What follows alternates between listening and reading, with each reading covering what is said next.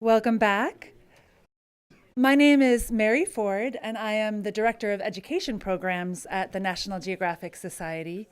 I've worked on citizen science in educational contexts for a lot of my recent career and was involved in the first board of the Citizen Science Association and getting it set up as an organization. So citizen science is at the center of my heart, and I'm really excited to be here today and part of this conversation.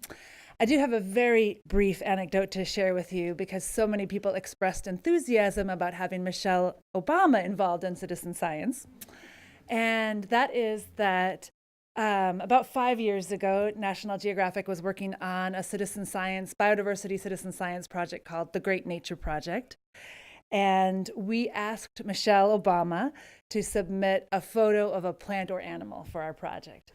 And she sent in a photo, a selfie with Bo, her dog. So that wasn't exactly what we were looking for, but we took it. And I was reminded of that because in her new book, there are some photos in the middle of the book, and that photo is in there.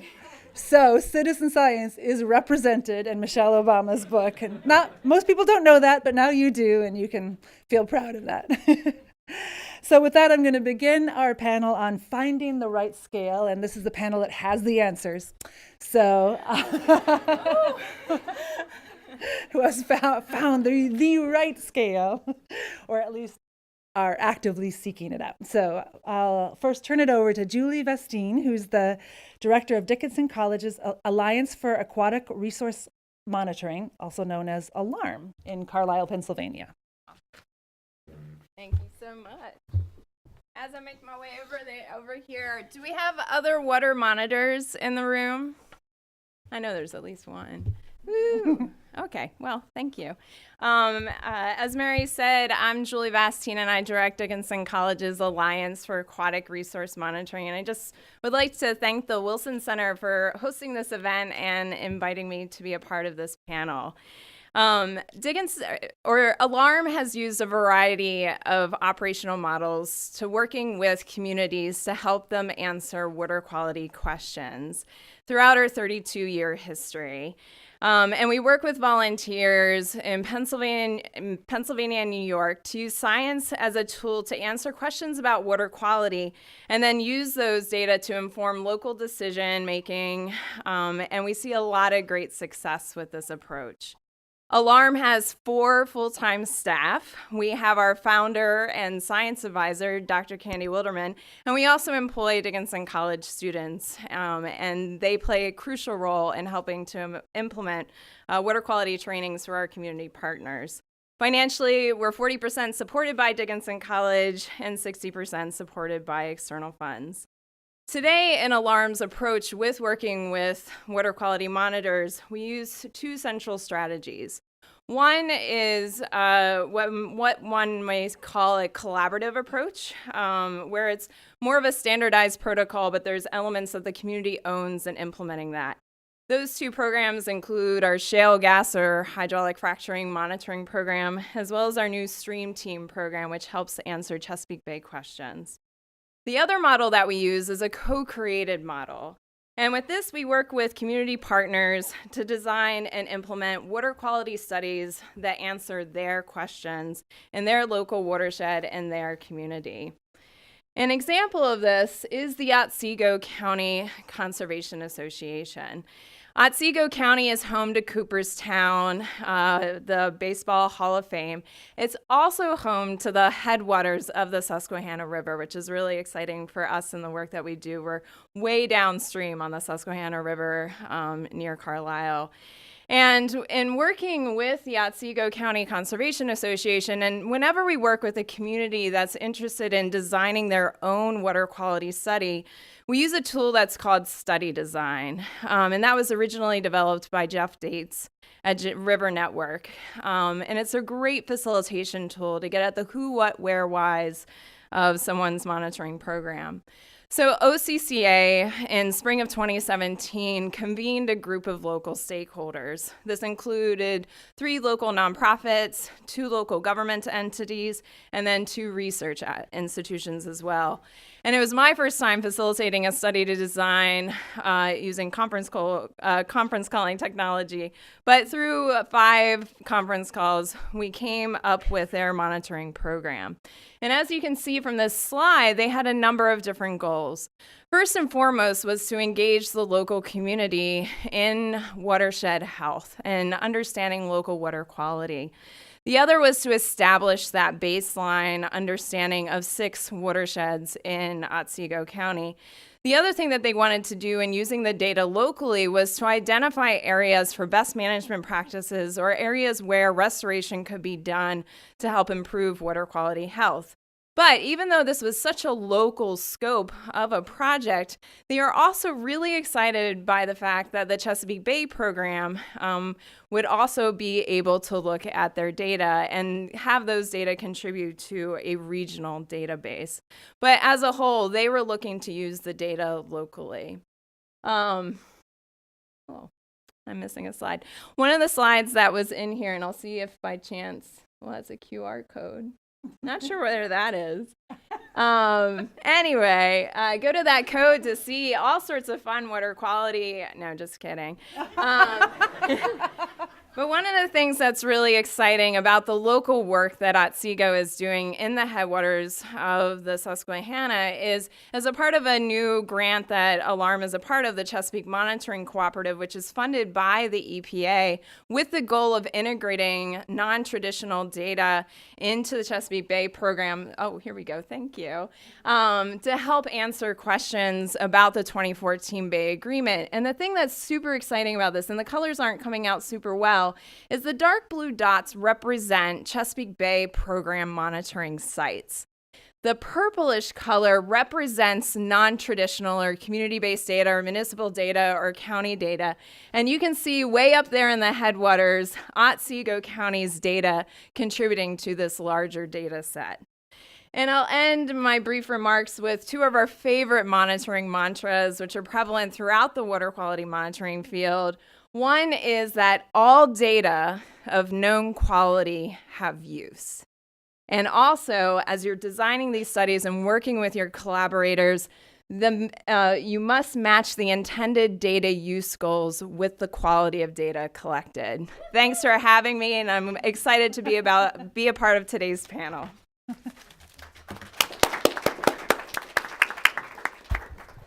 Thank you so much. And now we'll turn it over to Zack Valdez, the project manager at Thriving Earth Exchange, part of AGU, responsible for co-developing and managing community science projects. Thank you, and thank you for having me. So at Thriving Earth Exchange, we're within AGU, and we bring communities and scientists together using earth and space science to advance their local priorities relating to climate change, natural hazards, and natural resources.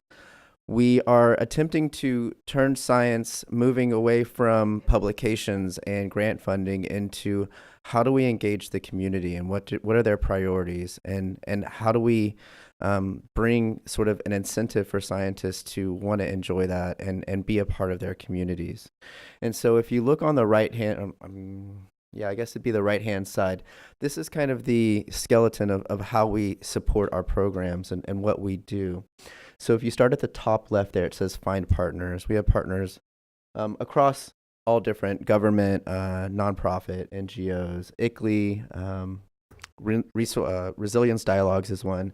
And what they do is they provide a conduit into different communities. And we use those partners to help us engage with different communities and get empower them to give them a voice to come out and find science. So when we get partnered with these communities, we then listen to them. We listen to them and find out what their needs are, what their priorities are, and what's of concern within their community. We ask for a general consensus with that community, make sure that they have buy-in, and it's not one person coming with their one problem, but the community as a whole is around this. So this may be flooding, air pollution, soil contamination, heat vulnerability. So we listen to those and we begin to scope their project, which basically means we define what their project is, and it's something that we try to accomplish with them within 6 to 18 months. At that point, we recruit scientists. So all of our scientists are volunteer scientists, and we prefer to have them locally sourced or local to the community so that they can interact with that community. We think it's really important for communities to understand how they can engage with scientists. From that point, we support the team. So as a project manager, I help scientists communicate better. And as a scientist, I can say I think we all need a little bit more of that. Kind of getting outside of their box and understanding that we are there to work for the community and with the community and not work at the community and tell them what they need. It's really important for us to put the community first. And then, more importantly, we need to make sure that we share those results. I think that we spoke briefly last panel about the impacts, and we want to not only bring this science and the solutions of this science to the communities, but also be able to share those and maybe build a template for other communities to use. And that's obviously an iterative process, so we're learning as we're going too.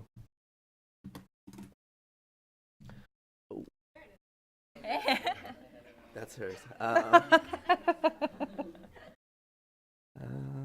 think one of mine may have been.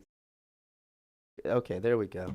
So here's a global map, and the purpose of the American Geophysical Union is to promote Earth and space science for the benefit of humanity. And we like to focus on that second part, which is the benefit of humanity, because we find that instead of defending science, we can improve public trust in science. And when we talk about scales, we start it at community scales, at very local scales, to make sure that people really have feel like their questions are being answered and that they're being listened to. And so we've worked in cities as big as Atlanta and areas as small as the Ninth Ward. So the amount of people, or the size of the communities is not so much, but we're hoping to build on creating an inclusive environment within those communities and something that's very important to them. We've recently gone to an international scale to try and work internationally with projects, and that has its own set of barriers in terms of what we were talking about, culture, language, things like that. But also engaging in what we have is like the network of networks. So moving outside of AGU and finding other communities and other societies that are willing to engage in this sort of volunteer science to help communities bring tangible impacts into their communities, as well as getting a volunteer scientist network in. So we only have a team of 4 people, but what if we had a team of 50 people or 100 people, or every scientist went back to their community and helped their community solve an issue that their scientific expertise could really help and benefit to. I'm from Texas. I live in a northern Texas city. But I've never been able to apply my science to an actual community. It's always been this sort of theoretical thing that I published a paper on a farm that did work in Michigan, but that was a research farm. So we're really trying to shift it back towards helping people and helping communities. Thank you. Thank you. And now I'd like to introduce Dr. Catherine Lozinski, who's the policy director for the All of Us research program at NIH. Hi, how many of you are biomedical scientists? 2, 3 people? Okay, this is going to be boring for most of you then. Sorry. This is not boring. Not boring. Okay. How many of you know about the All of Us research program? Okay, a few more people. Great. This will also be boring for you. So, great. All right. So the All of Us research program is really trying to fill the gap that I think a lot of scientists feel that they don't have the right data at the right time, and that to collect the right data, it's going to take years. There's no central repository for everything they need right now to run the project that they want to run. So what All of Us is trying to do is undertake that mission and say, we are going to extend the scope of this gathering to the entirety of the United States population. And we are going to gather a myriad different types of information on 1 million or more people and make that a centrally located, available resource for research. So that's a pretty big undertaking in and of itself. what we're also trying to do is we're trying to encompass populations that have been historically underrepresented in biomedical research, either because of justified lack of desire to participate, and also just because they haven't been asked. So we're trying to do outreach in a new way that really re-enfranchises people who have been disenfranchised, but also reaches people who just have been out of touch because of location, because of demographics, for whatever reason. But that's not it. Then the other part of this is that we think that the hive mind of the traditional research community is not sufficient to really deal with the problems of our current state.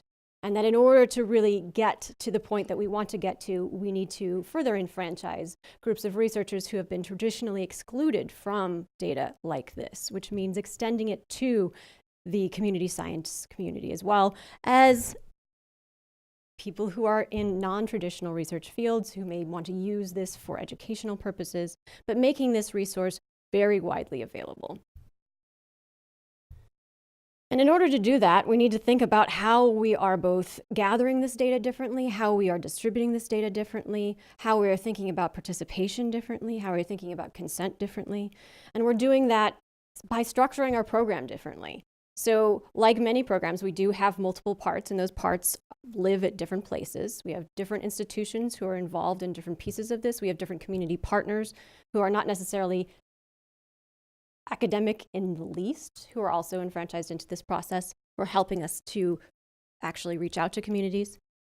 We have our biobank that needs to be able to deal with the scale and the scope of where these samples are coming in from.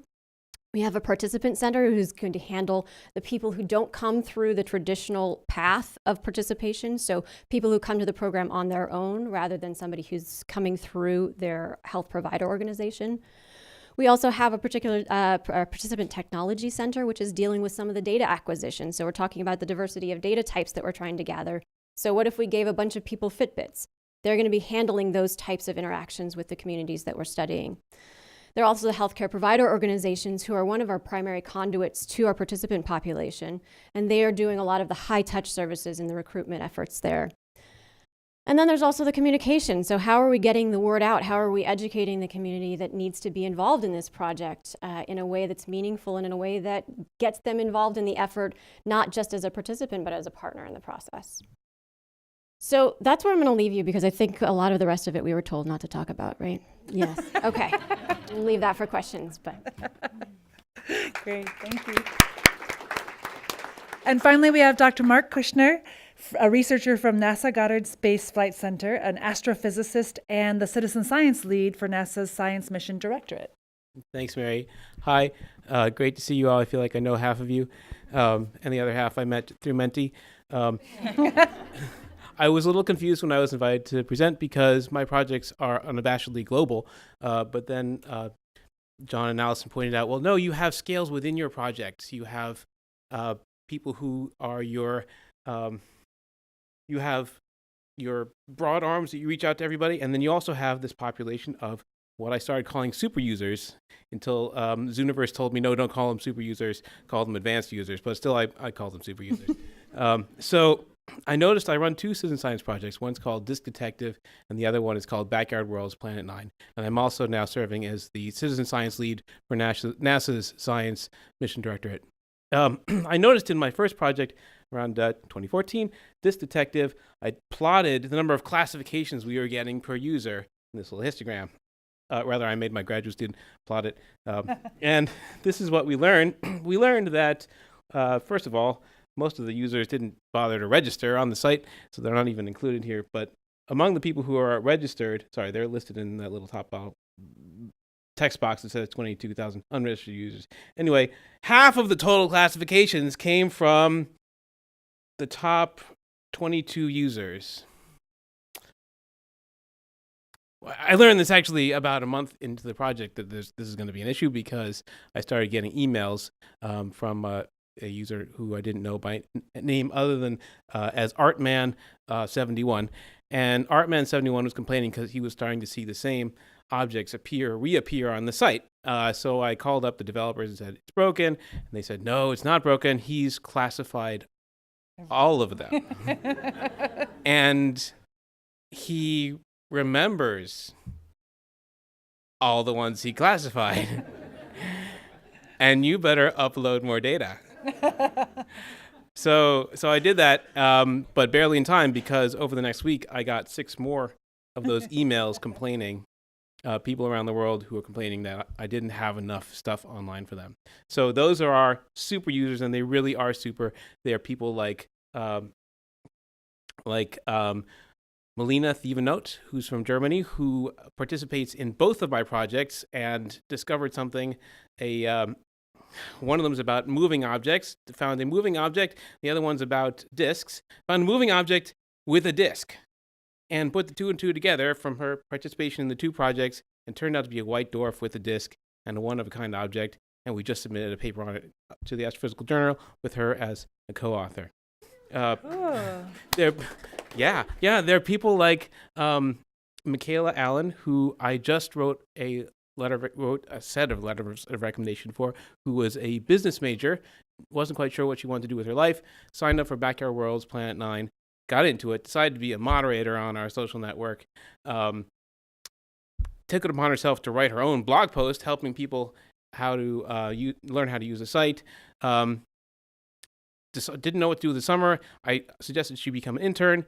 Long story short, she's applied to graduate school in astrophysics, and I just wrote her piles of letters of recommendation. Wish her luck, please.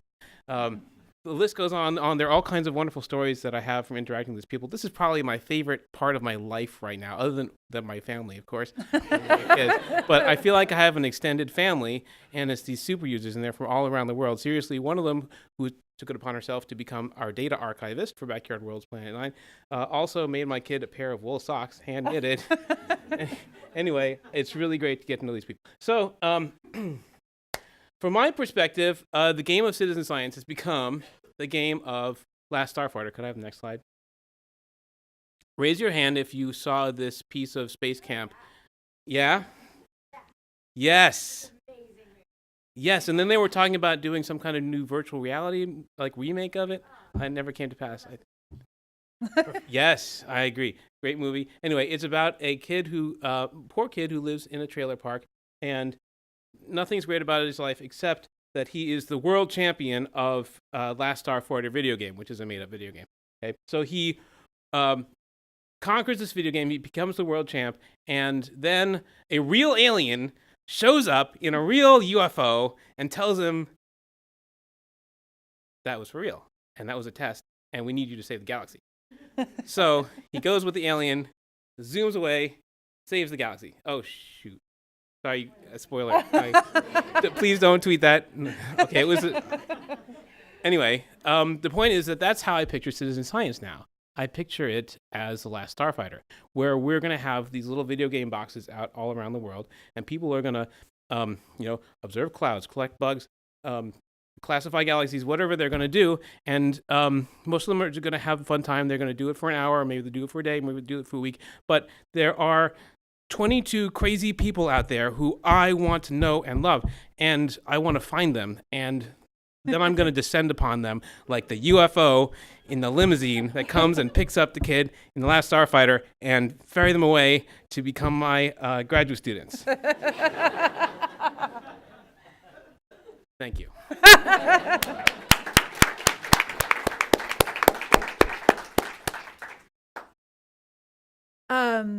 So it's time for questions now, and I'll get us started, and then I hope you are all excited to contribute questions on Menti or just using your own real voice. And we'll start with what we've got up here, since someone is so ready to ask. Question: do you feel the open access of these data from many nodes could be manipulated to support unintended policy decisions? So that's our question. Does anyone have thoughts on that? So if people are accessing your data from any of your projects, could they be manipulated to support unintended policy decisions? Do any of you have concerns around how your data could be used for policy? Yeah. not policy, but we worry about whether we're going to get scooped, whether someone from another science team is going to see, oh, Right. this detective flagged this as cool, Backyard Worlds has this on their target list, and then scoop us on it. And we have been competing closely with other teams who, learned about something, an interesting object we thought from Twitter, and next thing we know, they've submitted a paper on it. And, but that's part of real science too. That's the real thing. And we don't promise, to sugarcoat anything. When we say come and join, do science with us, we mean get involved in the nitty gritty, push and pull of the scientific community, and there it is. Catherine, you had something to add. Sure. I mean, I think we're reaching out to groups of people who have very good reasons not to trust the scientific community, who have been abused by the scientific community in the past. And they are trusting us with immense quantities of very sensitive information about themselves, and the potential that there is somebody out there who's going to want to access that data to do something with it that we don't support, or could in fact be used to reinforce prejudices that already exist, or form new prejudices against groups of people who have already suffered so much. I think we have very, very serious concerns about that. And I think in addition, we have the concern that there's really not a good way to prevent that. We have these sort of we're trying to balance these two interests of making the data available in a meaningful way to a breadth of people who might want to access that and use that for something that could be beneficial, and wanting to prevent it from ending up hurting the very people who are trusting us to do something good with it. So we haven't figured out how to address that yet. I don't want to pretend like we have the answers, but it is something we are concerned about, and it is something we're working on.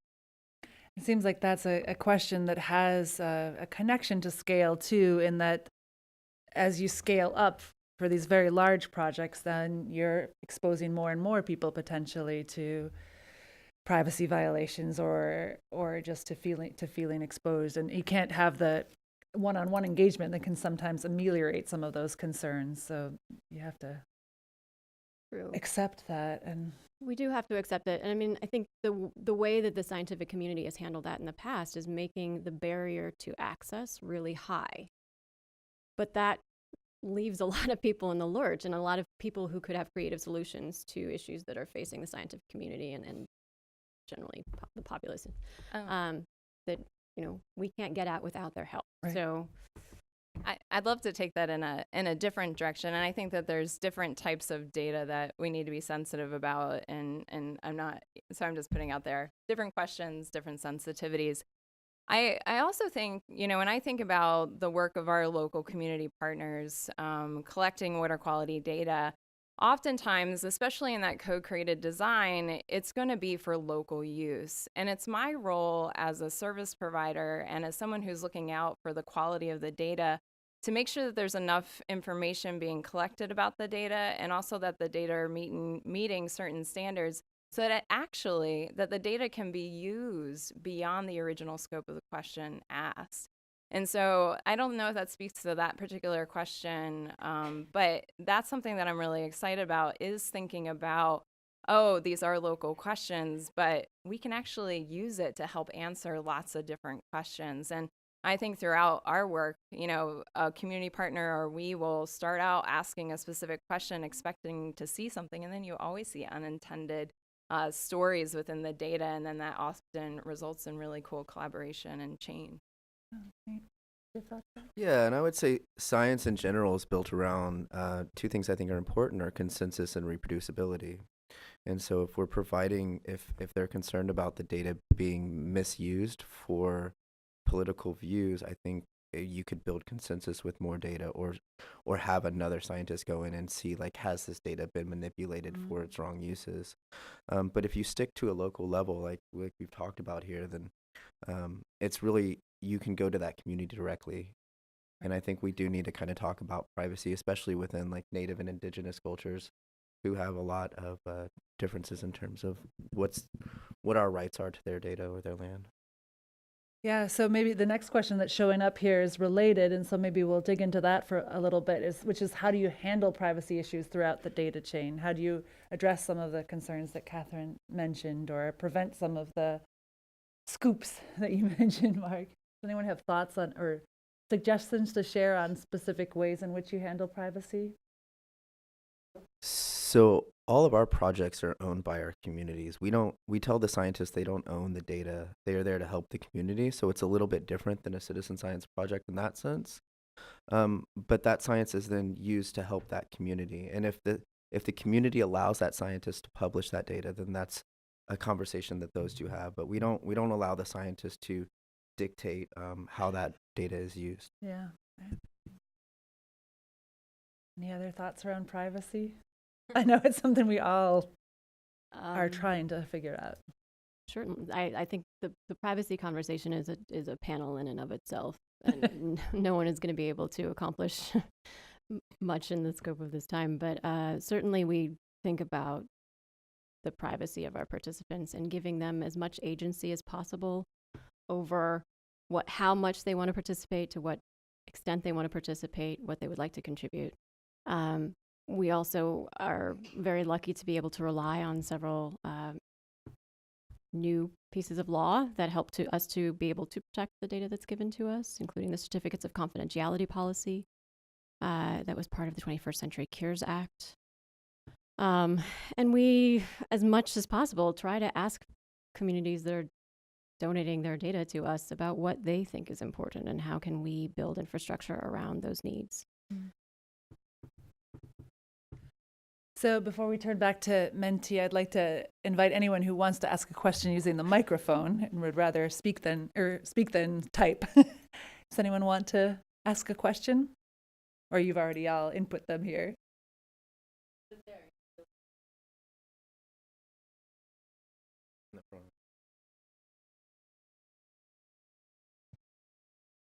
I'm sorry, I have to ask Catherine because it's just killing me. Yeah. So, the first thing that is top of mind when you talk about your project, which I'm hearing about for the first time, is Henrietta, which is amazing. Henrietta Lacks. Henrietta, how are you handling that specifically? Like, how do you even Specifically Henrietta Lacks. Well, yeah, I mean, in the sense that that's no. We are not handling No. that.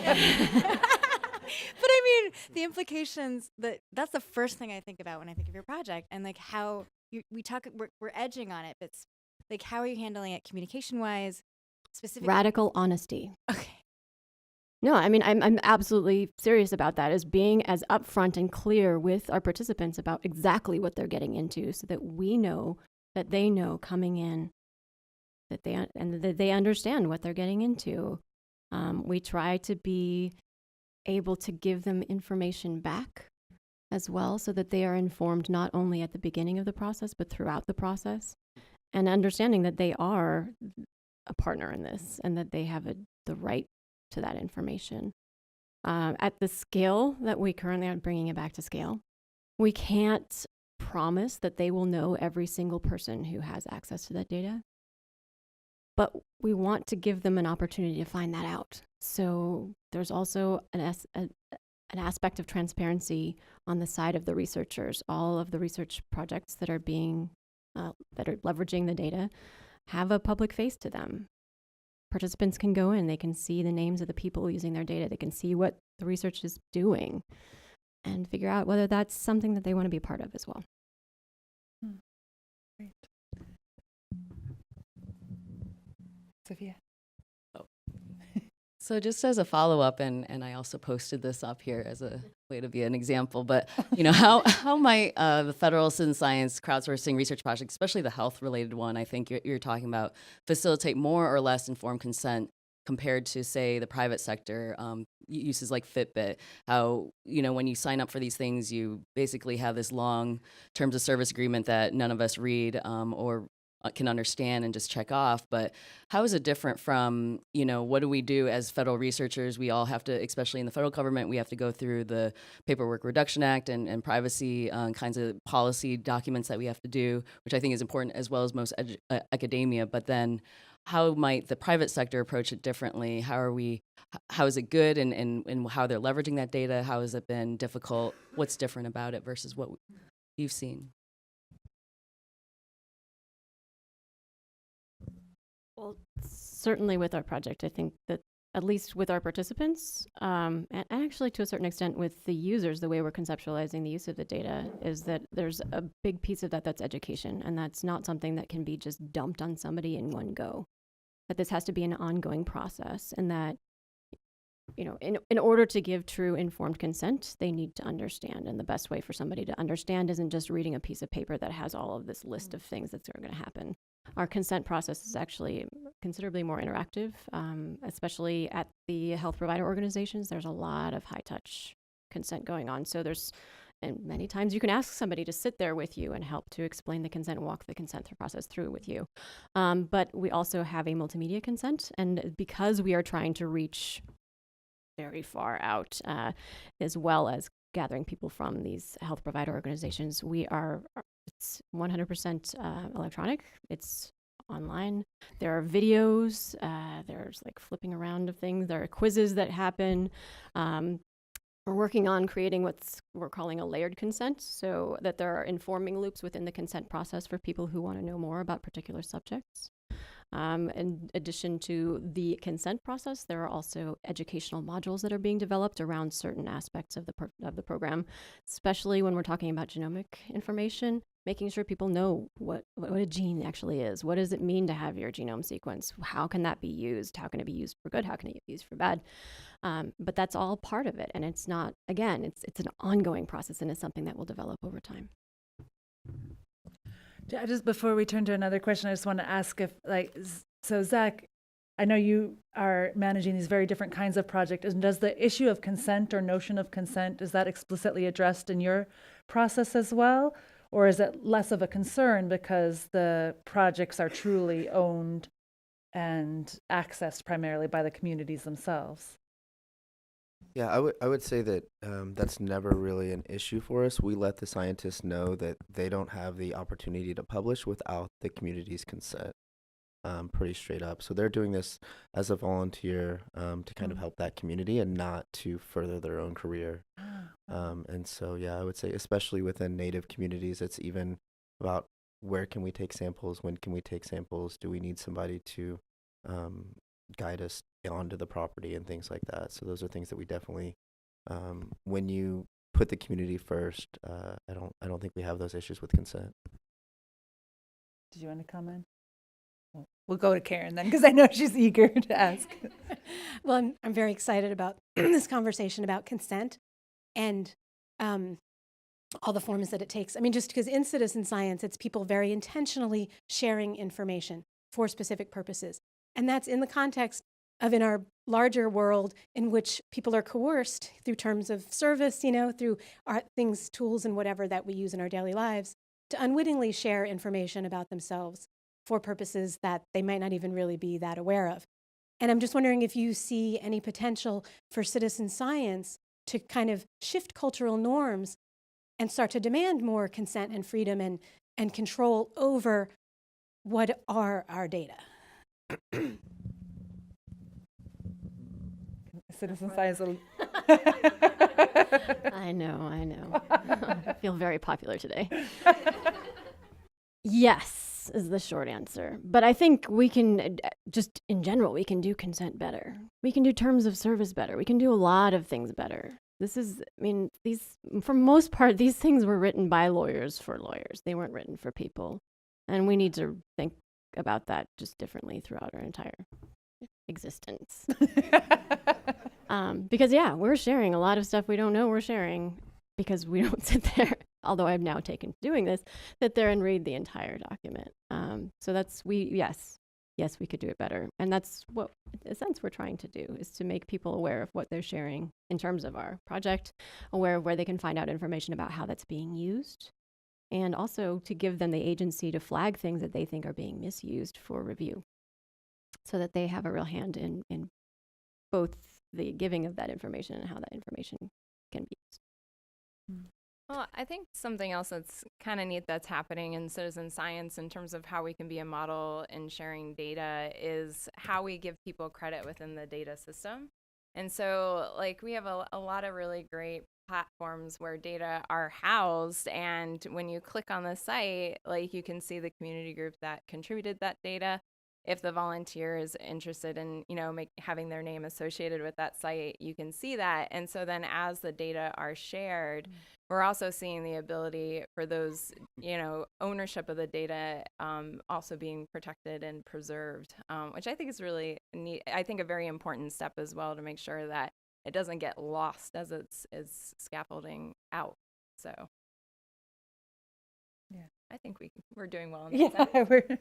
I would agree that I think citizen science can be and is somewhat of a leader in terms of beginning to acknowledge the rights of the people who are contributing data, whether or not it's about their own bodies or about data that they've collected through their work.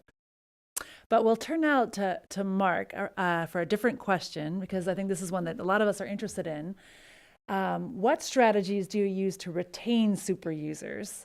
And I would say also maybe to develop them. A lot of them, I think, bubble up on their own, but if you develop or retain super users, and I think probably an equivalent is found even in smaller projects, like some of the water monitoring projects, people who are really highly invested and contribute a great deal. So do you do anything to retain or develop super users? Oh, good. I was hoping you would ask me that.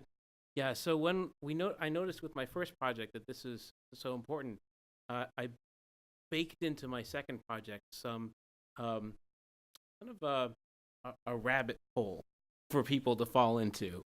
So I tried to make the project work at a basic level for new folks, and then also include in it links to the professional resources that I would go to do my research, and educational text that would lead them up to the point where they could actually use that stuff, at least at some basic kind of way. So I see, and here I'm gonna preach.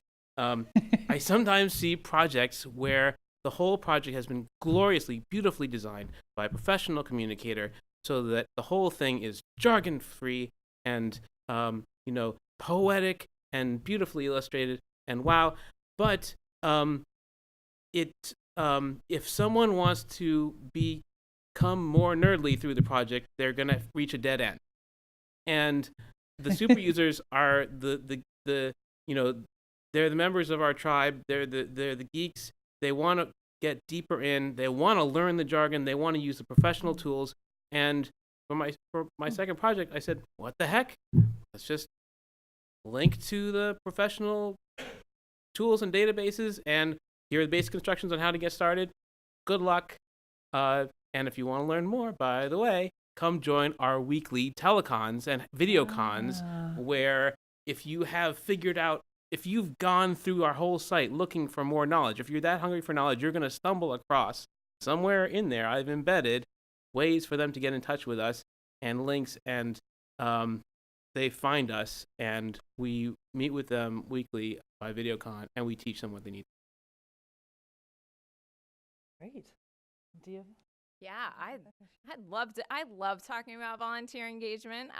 So I think it's so important. And I think that relating to scales and some of the challenges with scales, I remember with Alarm when we transitioned from working with communities within a 3-hour radius to communities that were primarily in a 3 to 6 hour radius from our offices. And that really changed the way in which we engaged and built our relationship with our volunteers. When we are working with 25 community partners within a 3-hour radius, we have that flexibility and freedom to be able to go to their monthly meetings or help convene and instigate volunteer check-ins and things like that. And when we had our shale gas program, which is a 2-state program, that's operating in a long-distance relationship. And so we had to find some unique ways to still maintain the level of contact and keeping things personal in that long-distance format. And we all know long-distance relationships has some of its challenges. And so, we had to think through, like, we can't replace that being in their monthly meetings, but we had to come up with that right balance. So for our shale gas monitors, we go to their county twice a year, and then in between that, we have calls that take place every other month, We have newsletters. We have just started a process of calling our individual shale gas monitors. Andrea Wiggins is in the back, and she knows about that project, to see if there's a way to be able to, maintain that great relationship and also result in complete data being submitted.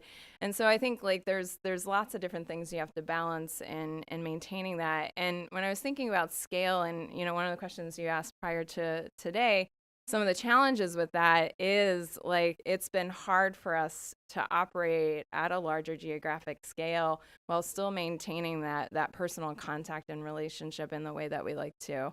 But there's lots of different ways that you can do that with today's modern technology, but nothing beats an in-person meeting with homemade cookies. The cookies. Back to the food. Yeah. Right. I think this may be our last question, so we'll turn to the question that Sophia's pulled up for us here. As the scale of data increases, how does it impact the value that individuals derive from participation?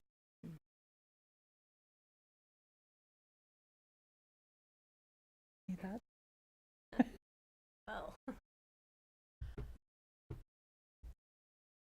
Okay. This is my first major research project other than my own research. So to be very honest, I don't know anything other than a national project as intimately as I do this one. But I can tell you that it has been something that has been considered throughout the process of building the All of Us research program. It was about, okay, so most part, we don't see our participants face to face. How do we give them something back? And what is it that's valuable to them? What do they want? And how do we give it to them? And I guess to answer that at a national level, we've relied on a lot of listening to people telling us what they want and a lot of testing to see what actually works. And that's something that we've adopted as a sort of a modus operandi that we've adopted throughout the program. And it's something that we plan on continuing into things like, well, one thing that we know people want is they want information about themselves, and especially things like genomic information. How do we give people results, genomic results, that they can use in a way that is responsible, that, doesn't endanger them, but also in a way that they can hear and understand and use. So I'm going to stop. I'll jump in real quick. It's interesting thinking about data use at different levels. And we've seen a couple of different narratives in my own state and in the region where we've seen the state ask for water quality data and then not have the data used or not telling the community how the data were used. And so in response to that, our organization in working with communities always emphasized local data use. And it wasn't us using the data, it was working with our community partners to understand the stories in the data and then share the stories of their data and put those data to use. That's something that we know we can, control and help with and see those results. So it's really interesting for us now being part of a regional partnership. The Chesapeake Bay watershed is huge, 6 states, the District of Columbia. And there's this goal that these non-traditional data going into a database are going to get used to help augment these, the studies that help evaluate whether or not we're achieving our Chesapeake Bay goals. And on one hand, I really want to sell that. I want to sell that as a motivator. I want to sell it as, hey, look, your data are going to be used at so many different levels. But I'm afraid that the data actually won't get used. So I like that the data is going and it has the ability to be seen. And so potentially more eyes on the data will result in the data use. But I'm also never going to lose working with our data, our community partners and volunteers to make sure the data are being put to use on the local level. But I do think it's good that we're sharing it and making it available to others. Yeah. Yeah, so I think maybe we need to rethink about how we're utilizing this data. And so instead of taking data away from citizens, what are we giving them in return? Right? So how can we inform them or empower them with their data, show them what their results are doing is kind of what we're all tiptoeing around, and really give something back to them. And I think the way that we do it is we tailor those results to them, and we give them their results, and we show them this is what we're providing for you. And so then you can use that as a template and scale it up from there and use it in different, maybe we don't have to grow it as a number, but as like multiple communities engaged with a certain similar aspect. So deriving value in that way, where we're saying we're giving you this, and then they're probably going to turn into more super users, right? So if we're showing them what to do and how to do it and giving them those tools, then they're going to be more engaged and want to really get involved. I'm going to partially try to answer Zach's question and also go ahead and stick an exponent on here. I think that the value increases quadratically with the scale. And that's because when I ask our users why they do it, why do they participate, top question usually has something to do with meeting other passionate people. And so if the number of connections, is like n choose 2, then it goes up quadratically with the number of people involved. Cool. Looks like maybe we have time for one more. So we'll squeeze this one in. So how do you ensure quality of data at scale? Metadata. That's one part of it. Yeah. I mean, I can talk about that a little bit from a water quality perspective. Depends on the parameter. And I think you have to have your standardized protocols, you have to have your quality assurance plans in place, and you have to have those mechanisms to make sure that people are carrying out what is written in your quality assurance plan. And so I think being able to, connect with volunteers, see their processes. We have a duplicate sample analysis approach to quality assurance. So our volunteers are sending samples to us, or we're going to take a mobile lab to them to verify that they're using their equipment correctly. But I do think that it's a challenge to make sure that you're operating within a scale where you can do that well and have it documented so that those data are of known quality and you're maximizing the potential of their use. Yeah, maybe just communicating the importance of data consistency to the people who are actually taking it and why we do the things we do. That might help, Emphasizing the importance of quality. Right. Standards, I think, are important. Trust but verify, doing things multiple times, making sure there's consistency. That's a really good place to start. If you accept that your super users are doing the bulk of the work, then you really train the heck out of them. Less than the super users. And then if necessary, you can use them to either calibrate or Right. You can throw out the data from the other people if you have to. But, Do you do that? Well, Or I don't want you to divulge your secrets. I could tell you, but then, no, of course we don't do that. Great.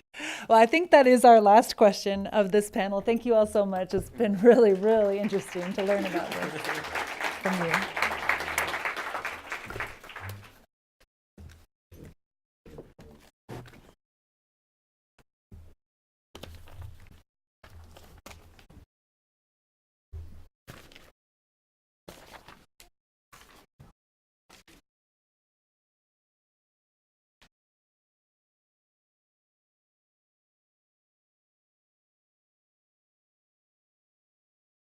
Where's the other one?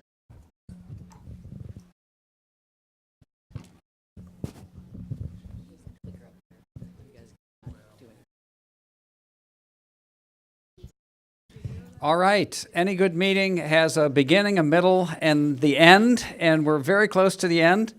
I'm supposed to go up on the stage. All right. Yeah, we're being told that there's still a video. Right. So thank you all for participating. Anne and my job is to help. Here, I'm going to hand this mic down to somebody else. Is to help close the meeting out. I'd like to spend 5 minutes just getting some takeaways. I have a few, and it's been daunting, I'll tell you, to listen to everything that's going on. But I'd like to call on a few people for very short takeaways, either something you learned, something that needs to happen next, and most importantly, advice for federal agencies on what we can do better on the scaling issue. So Ann and I have a few thoughts of our own, but anybody out there, can you just give me some very quick, short, pithy, what did you learn, what's important, what should federal agencies do more of? Other than funding. Funding's on the table. Anybody? All right, I'll start with go ahead. Pointing out from the last one was validation from all your citizen science, collecting the data. If they want to see that what they've done meant something, the validation is huge. Perfect. That's just the right. So validation and that feedback back to participants. Let me hear a few more from people in the audience. Please.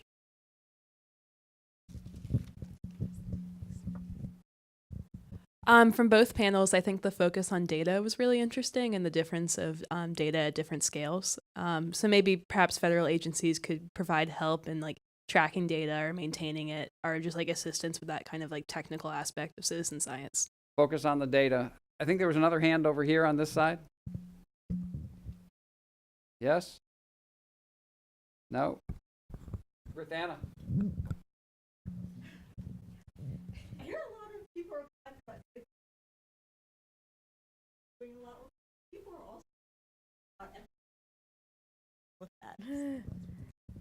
So the importance of the importance of ethics. People were really excited about that, and the Twitter feed just jumped into life. So that brings me to my question. Jay asked what federal agencies could do to support scale. What can community groups and community-based organizations do to support scale?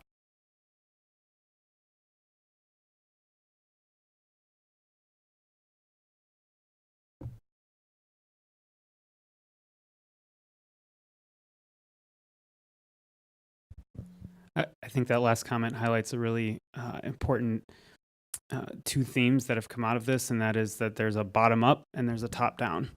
And the role of federal agencies is often seen as top down, but there's been a lot of talk about how important it is from the bottom up, and how meeting with people and communities and doing all that stuff, that's bottom up driven citizen science. And how that scales is very, very different than how top down might scale. So two different themes that I think maybe still have a little bit of conflict between them, but are key to what came out of today.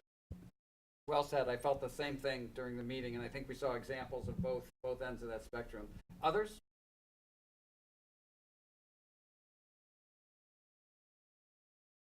All right. I wanted to just share a couple of thoughts and following on yours. Coming into this meeting, I wasn't quite sure what scaling meant, and I'm leaving still not exactly sure because it's such a broad topic. But one of the big takeaways for me was the value and importance of these big national, global, structured programs that anybody can participate in, more the top-down kind of program. But those bottom-up programs, and I think Jennifer Shirk used the term maximizing efficiencies, and I feel there's a lot of inefficiencies that we could do a lot better if we really scaled in different ways. And I don't exactly know how to fill in those missing pieces. Is it platforms? Is it networks? Is it just funding? Whatever it is. But I still feel that there's a huge opportunity for that. I'm from EPA, and I'm very interested in the role of institutions, the convening function of just bringing people together. Yes, the funding question I think is huge.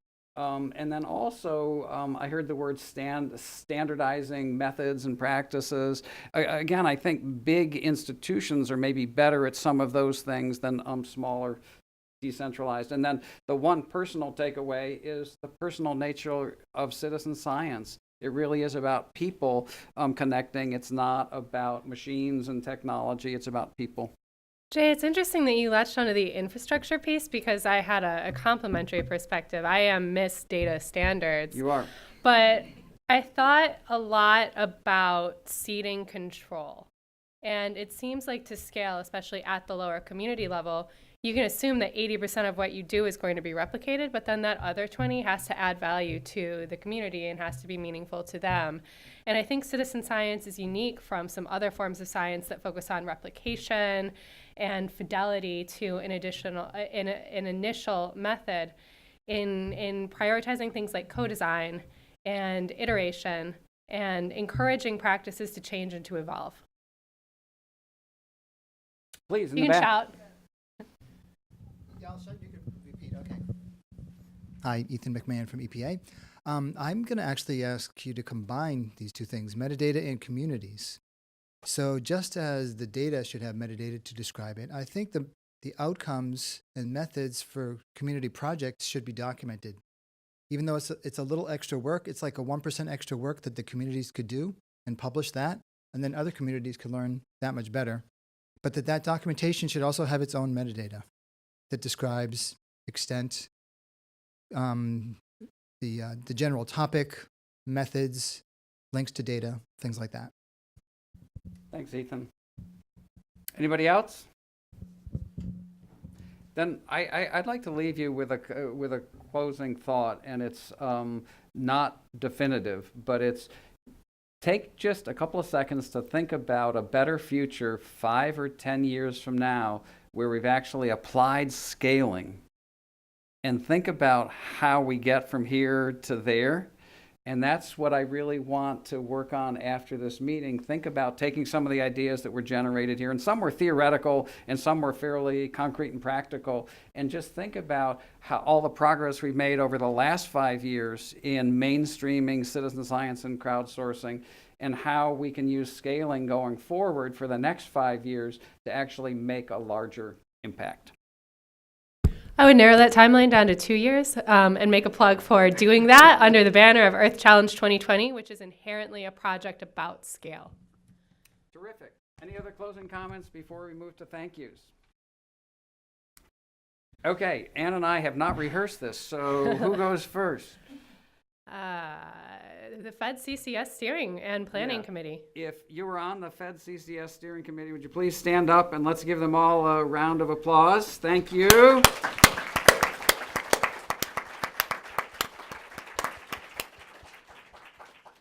The second group, Digital Gov University team. This is part of GSA. John, do you want to thank them, or are you still in the room? Do you want to stand up if you're Digital Gov University? Yes. There's Gabby.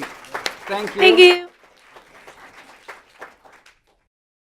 Wilson Center. The Wilson Center. Well, Allison Parker should probably have stood up for the Fed CCS Steering. Thank you for both hats that you've worn. Also, Alex Long, Liz Newberry, Dan Kim, and Hannah Clark, and the wonderful AV team. Yeah. And then lastly, I wanted to thank Harvard University and their Innovation in American Government Award. It was just such an opportunity for us as federal agencies to just think about what we're doing in the context of innovation in government. And so I wanted to thank them for the award as well as some, we won $10,000 as part of that prize, which is not small change. So with that, I think we move to happy birthday. To happy birthday and happy hour. And happy hour. Now, supposedly there's an awkward moment that's going to happen next? Which will be fixed by drinks in 3 minutes. Yeah. And I see people standing up.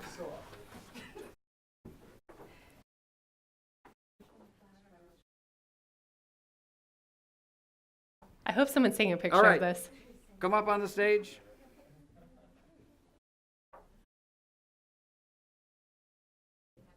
Yes, this is what we're celebrating. Oh, you're just going to walk across the stage. Great. Well done. Happy 5th birthday. Thank you all for that. Congratulations. And what are the instructions for our happy hour?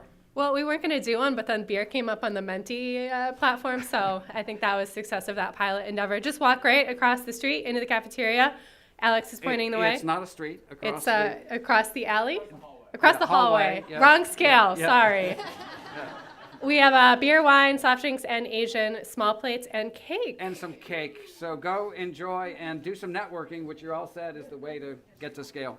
John? Oh, except if you're on Fed, CCS, come You have up to sit and we want to for take one a more group. picture. Yeah, we want to take a group photograph up front. Thank you all Thanks, so much everyone. for participating. Thanks to the remote viewers as well.